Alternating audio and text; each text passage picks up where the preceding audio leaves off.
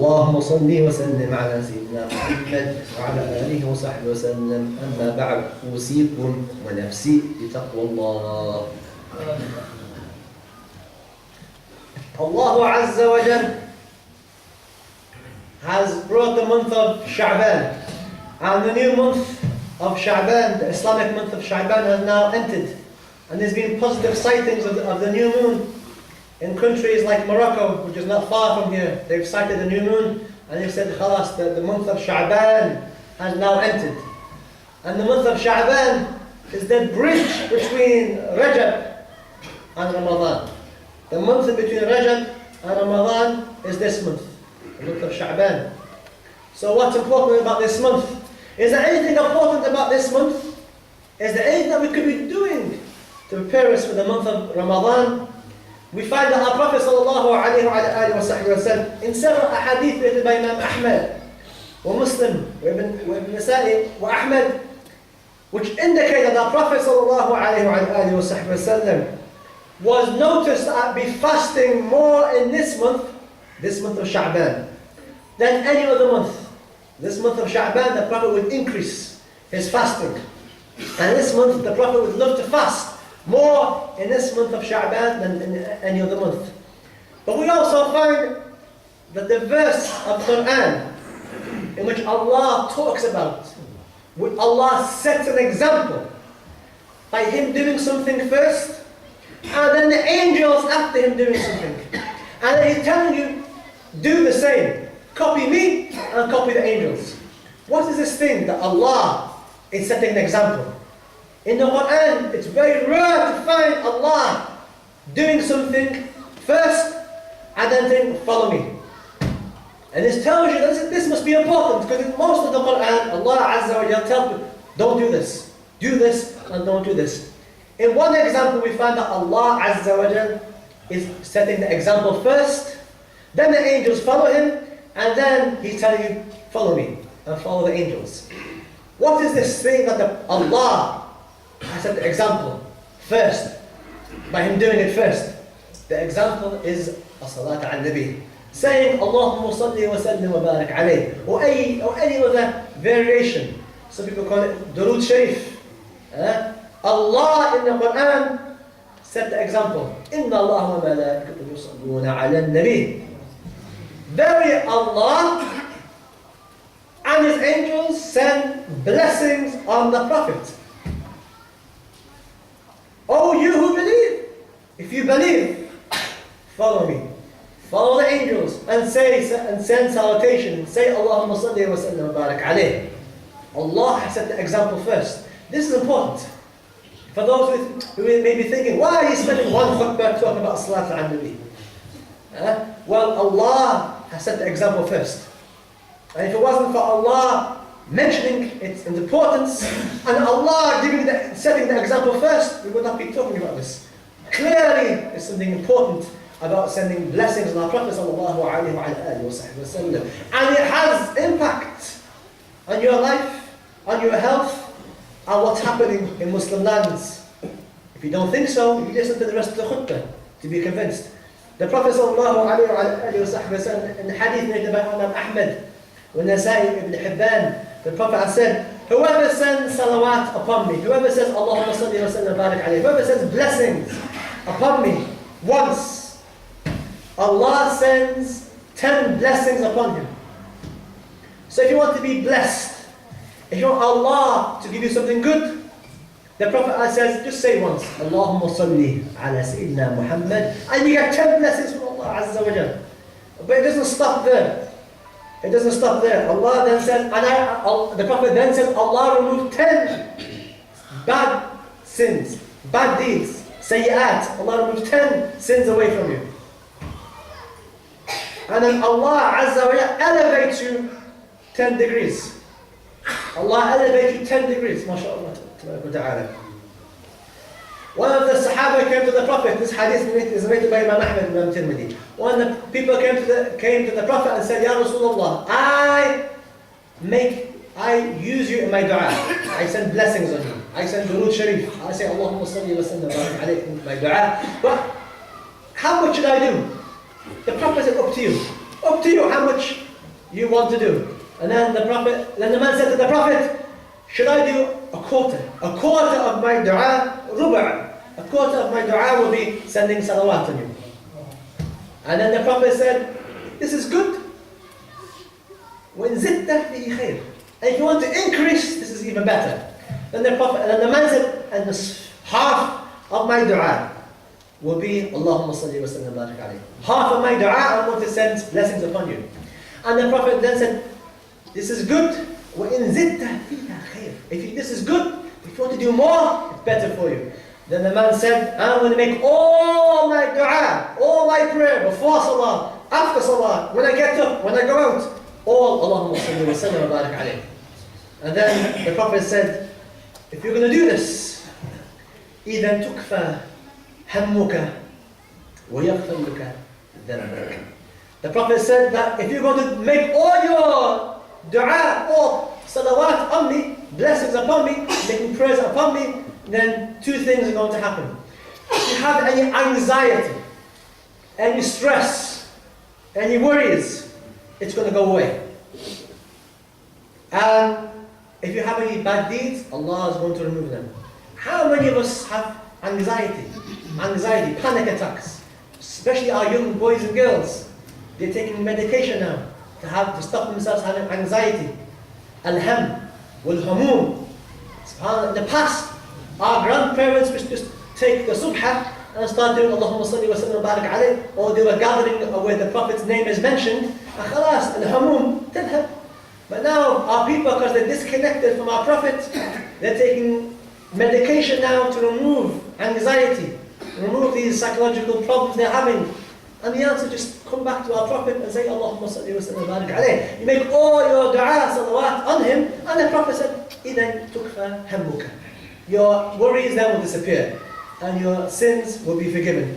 So the blessings, the fawaid, some of the most amazing things you can benefit from sending salawat on our Prophet, the ulama have mentioned maybe 60 blessings, 60 benefits of sending salawat on the Prophet, which you don't have time. We're going to mention a few, inshallah, to remind you and remind myself that in this month of Shaban that we send salawat on our Prophet sallallahu alayhi wa sallam, a preparation for Ramadan. Some of the most amazing fawaid, lessons, benefits of sending salawat on the Prophet is that Allah Azza wa Jal prays 10 times on you and gives you 10 blessings. The other thing is that Allah raises you 10 levels in heaven. The other thing I would just mention, Allah removes any panic, any anxiety, any stress.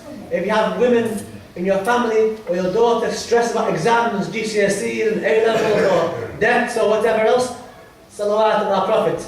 Get the dhikr beads going. Sending salawat on the Prophet then will remove any hamum. You're also following the order of Allah. You're copying Allah and you're following the angels. It also increases mahabbah for our Prophet sallallahu alaihi wasallam. Increases the love. It makes you love the Prophet a lot more. When you're sending more salawat on the Prophet, you then to love the Prophet.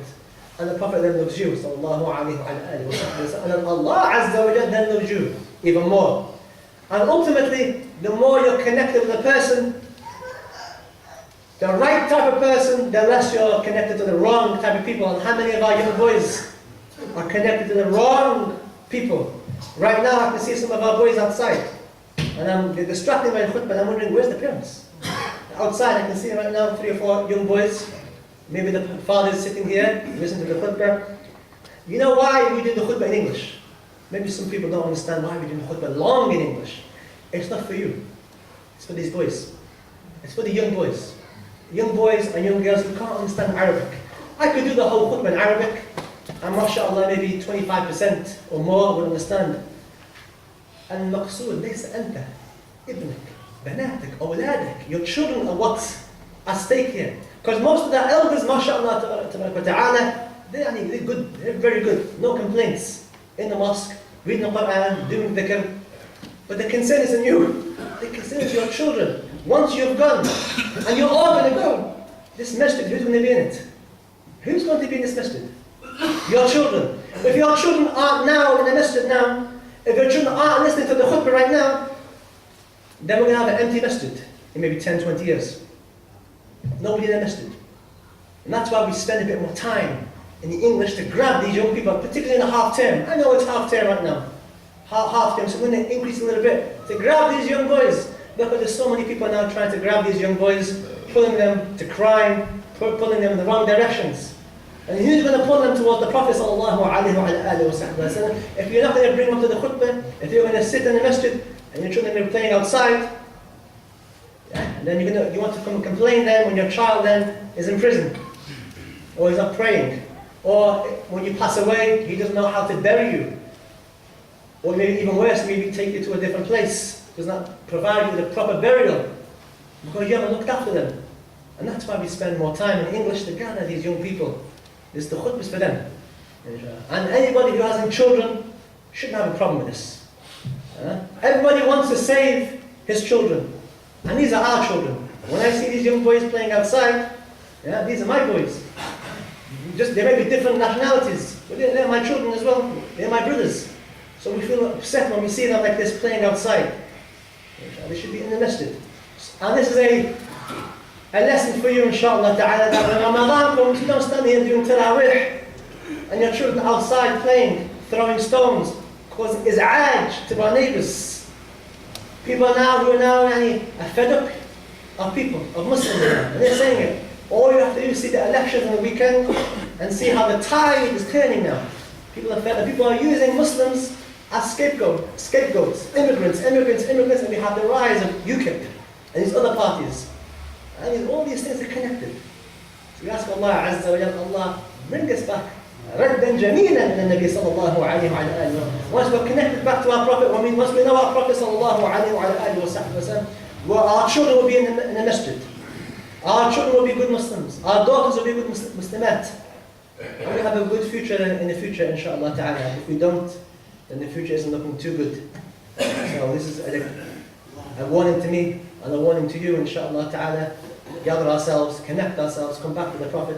As-salatu ala Nabi sallallahu alayhi wa alihi wa sallam. It's a very important thing.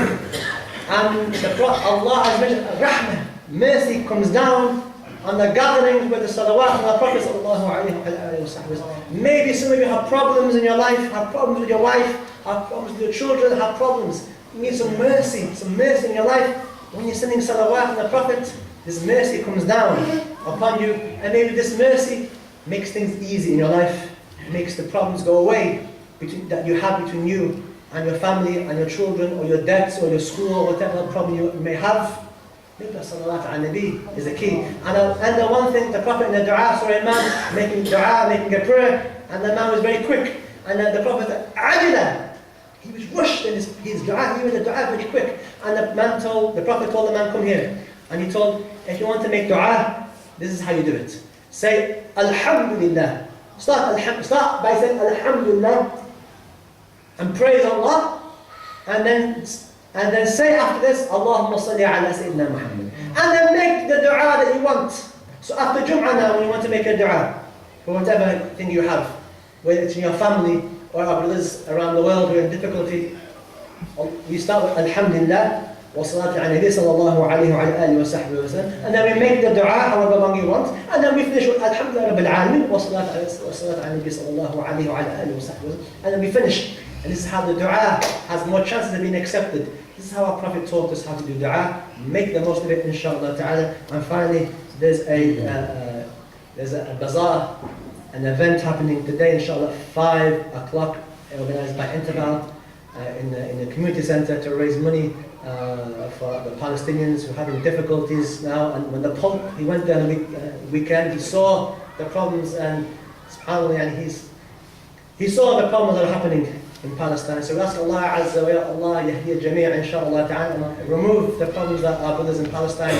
Some of us may have forgotten our brothers in Palestine due to the mashakil and other places like Syria and other places where they've been there for a long time, and it didn't seem to be going anywhere. So we're trying to raise money for them, inshallah. So if you want to come at 5 o'clock today in the community center, inshallah ta'ala.